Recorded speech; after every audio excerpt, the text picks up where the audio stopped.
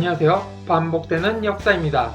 오늘은 동아시아 해상을 지배한 장보고에 대해 알아보겠습니다. 현재는 무역의 시대죠. 고부가가치의 물건을 생산해 팔거나 그도 아니면 무역의 중심 거점이 되어 부를 누리거나 자원이 없는 한국이 지금처럼 고소득 국가가 된 건 세계화의 시류에 올라타 무역 강국이 된 덕택이죠. 네덜란드, 벨기에, 홍콩, 싱가포르 이 네 국가의 공통점은 중개무역의 중심지이며 세계적인 고소득 국가라는 것이죠. 무역은 상품과 돈, 그리고 그를 거래하려는 사람들이 몰려들어 그 지역에 부를 가져다 줍니다.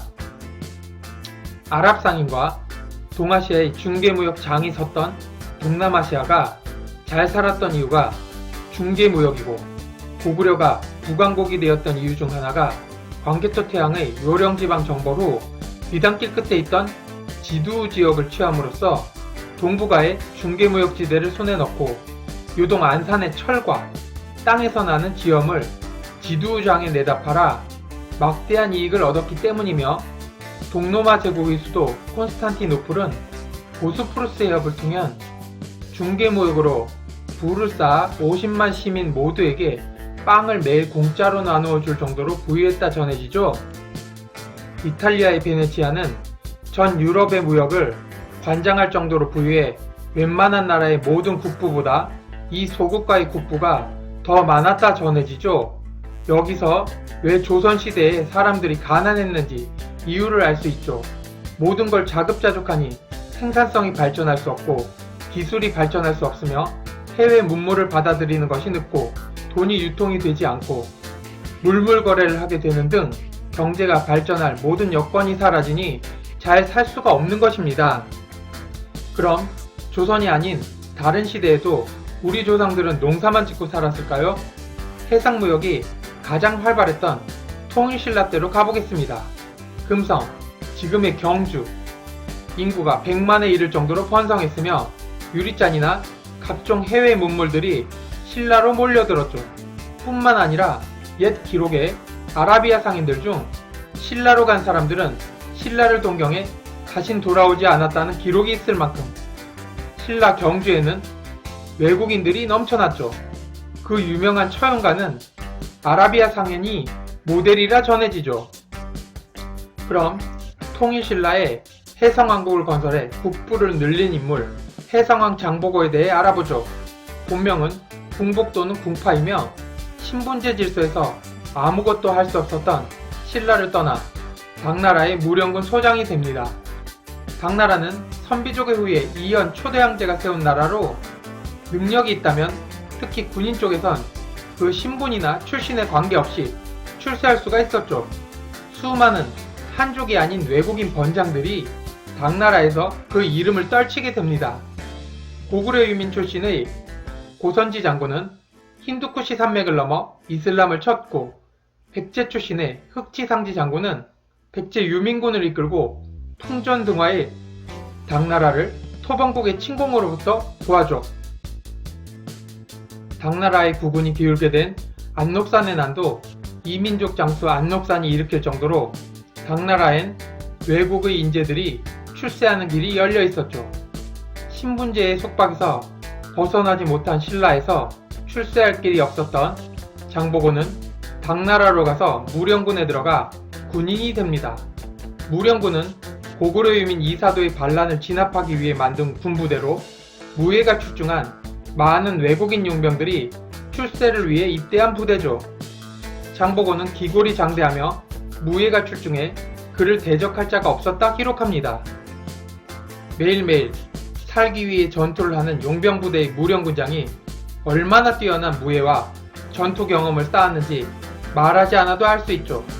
이런 장보고에게 고구려 유민 이사도 장군의 평로치정군의 대당 반란은 큰 자극을 주었을 것입니다. 무령군을 이끌고 이사도의 세력을 토벌하고 당나라의 부군이 기울어가는 걸 보면서 많은 걸 느끼게 하죠. 또 당나라에서 인재를 어떻게 등용하고 쓰는지 봄소 체험하며 나중에 자신들의 부하를 선별하는 기준이 신분이나 출신이 아닌 능력 위주의 선발을 하게 되죠. 부령군에 있던 장보고는 당나라와 외의 해적들이 신라를 노략질하며 신라인들을 잡아다 노예로 파는 것을 보며 분노하죠. 이사도 번진을 진압하기 위해 만든 부대인 무령군은 이사도 번진의 패망으로 쓸모가 없어진 상황에서 신라인들이 노예가 되는 걸 보고 자신이 있을 곳은 당이 아니라 신라임을 깨닫고 장보고는 신라로 귀국해 신라 왕실에 신라인들의 참상을 보고하고 흥덕왕에게 청해진 설치를 건의합니다. 바다를 청소한다는 의미의 청해는 해적을 소탕하고 바다를 깨끗이 한다는 의미죠. 이에 흥덕왕이 군사 1만 징발권을 주죠. 당시 신라는 국력이 쇠퇴하며 재정이 어려워진 상태였고 해외 무역을 통해 이를 상쇄할 방안으로 청해진을 허락한 것이죠. 군사 1만은 신라 조정에서 내려준 군사가 아니라 장보고가 스스로 먹이고 입히고 부양하는 사병이라는 것이 통설입니다. 이런 많은 군사 그리고 그 외의 청해진을 돕는 인부들까지 합하면 가히 상상 이상의 규모라 짐작하죠. 청해진 설치 후 해적에 의한 신라인들의 납치는 근절이 되죠. 허나 장보고는 이에 그치지 않습니다. 그의 꿈은 단지 해적 소탕이 아니라 해상제국의 중심으로 신라를 만드는 것이었죠. 그리고 그는 청해진을 동아시아 중개무역의 허브로 만들기 시작하죠.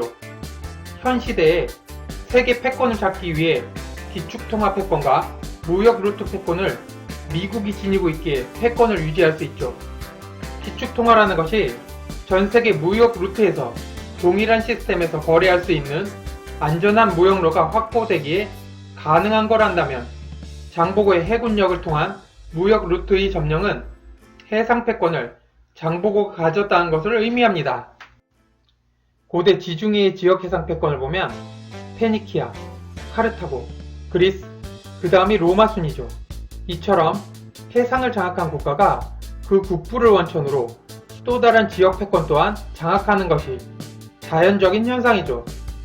우린 유사 이래로 처음으로 해양 패권을 그것도 한 인물에 의해서 장악하는 경험을 한 것이죠.